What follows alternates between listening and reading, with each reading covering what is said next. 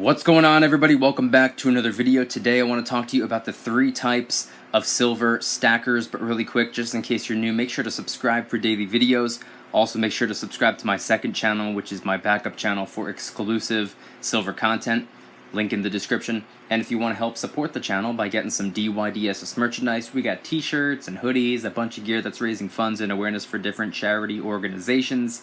Any and all merchandise can be found by clicking the first link in the description section down below. Thank you in advance. It's more than appreciated. But today I wanted to talk about something that I haven't talked about since probably around this time last year. And I've learned quite a bit since I posted that last video, and that last video isn't even on my channel anymore. So I figured I would refilm the video and add some key points to it. So I want to talk about 3 types of silver stackers there are out there. And judging by some of the comments that I receive on my videos, I'd say it's a pretty even mix when it comes to my viewers. We have some in this category, some in this category, some in this category, and I'm sure we have some that are somewhat of a hybrid between different types of stackers. But the first one I want to talk about would be the collectors, people who maybe spend a little bit more money on different pieces of silver, different pieces of gold, precious metal, industrial metal, whatever you want to stack. And they spend a little bit more money on something with collector's value, something a little bit more numismatic, something with either a low mintage or maybe the design changes every year. This one right here is a good example. This was a gift, believe it or not. I did not convert my dollars into this. Let's see if I can get it to focus a little better. There we go. The tiger and dragon. So a collector is somebody who probably spends a little bit more money on a piece of silver because in the long run, due to the low mintage or due to the design changing every year, they would be able to flip the coin far down the road and be able to make quite a bit more money off of it than they put into it, even if spot price were to remain the same, which I doubt it will. I'm pretty confident that spot price will continue to go up and up and up over time. But what a lot of collectors try to do is stack a coin that people are going to want. It's going to be slightly more high in demand in the future, considering they'll be more rare. For example, the Chinese panda is a good example. Every year, they come out with a new design, and every year, the previous year typically becomes a little bit more and more expensive. The premium goes up a little bit. People get their hands on them, and they don't want to let go. People want to hang on to them for as long as possible and sell them years and years and years or decades down the road. Now, the second type of stacker is one that I personally align a little bit more with, and that would be the long-term stacker for pretty much a retirement fund, somebody who just wants to save their money in, I guess, somewhat more of an unconventional way. And a lot of us tend to do this by stacking the coin of our country. A lot of us tend to do this by stacking the coin of our country, especially if it has a lower premium, like the American Eagle or the Canadian Maple Leaf. Spot price right now, as I'm filming the video, is about $15, give or take. You can get one of these for 17, maybe 18 bucks, depending on where you're getting it from. These are really easy to stack. These are really good to stack, in my opinion, and the reason for that is because they're coins. They're not rounds, they're not bars. They are government-minted coins with a very low premium, which sometimes is hard to come by. A lot of countries out there, if you want to stack a different type of coin, a government-minted coin that has a higher premium, for whatever reason, a wide variety of factors. But I like coins more than I like rounds and bars because they're government minted, and years and years and years, decades and decades and decades down the road, I will be able to take these over to a coin shop, or if I were to sell them online, or if I were to sell them in any way, shape, or form, people are going to know what these are. They have a high level of notoriety. I mean, I'd go as far to say as the American Eagle is the #1 most recognizable pure silver coin in the world, and if it's not number one, it's definitely in the top 3. Everyone knows what this is, or at least everyone who's familiar with precious metals knows what this is.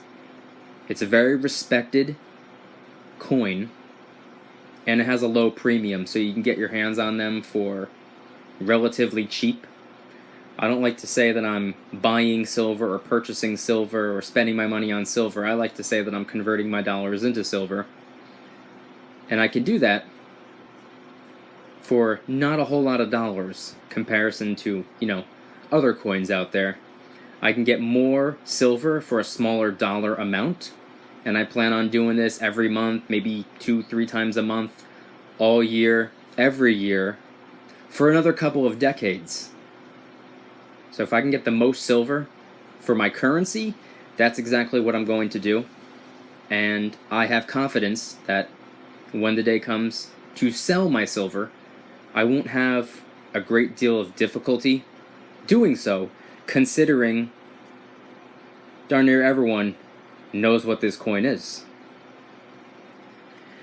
Now, finally, the third type of stacker that I want to talk to you guys about is one that I also somewhat kind of sort of align with, but maybe not as much as I do the retirement fund stacker, that's what I'll call it, would be the financial prepping stacker.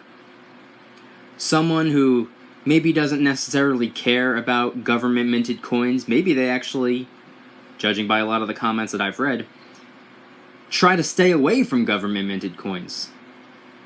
And they'll go for generic rounds, generic bars, poured silver, maybe even larger denomination pieces of silver, like a 10-ounce bar that I have sitting in front of me, maybe a 25-ounce silver bar, maybe a kilo bar.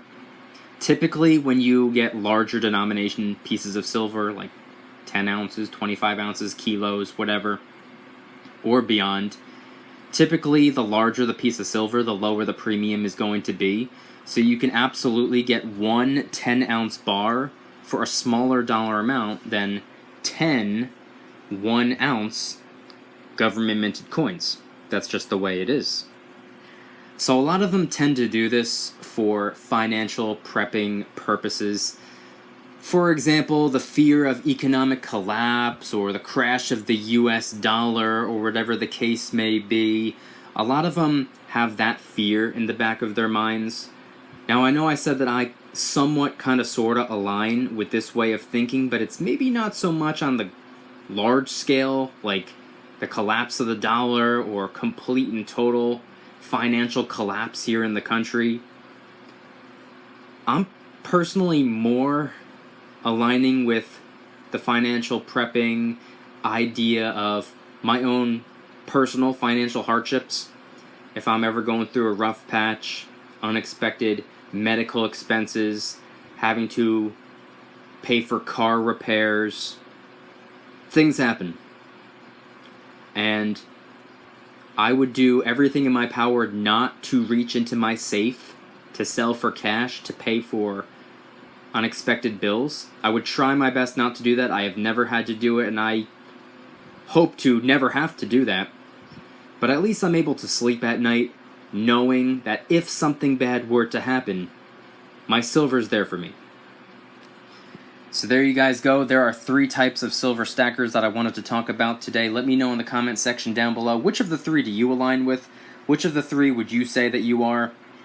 Are you a combination of all 3? Are you a combination of 2 of the 3? Or are you a 4th type of stacker? Let me know in the comment section down below. And if you guys enjoyed the video, please hit the like button. If you guys like me, make sure to subscribe for new videos every single day, 365 days a year. Also, make sure to subscribe to my second channel, which is my backup channel, where I post exclusive precious metal content, 3 brand new silver and gold themed vlog style videos over there. Please go check them out. Link will be in the description. And if you guys want to help support the channel in the biggest possible way, please consider getting yourself some DYDSS merchandise. We got t-shirts and hoodies, a bunch of gear that's raising funds and awareness for different charity organizations. Any and all merchandise can be found by clicking the first link in the description section down below. Thank you in advance. It's more than appreciated. And I want you guys to let me know in the comments, once again, of the 3 types of stackers that I mentioned in the video. The collector, the retirement savings account, or the financial prepper.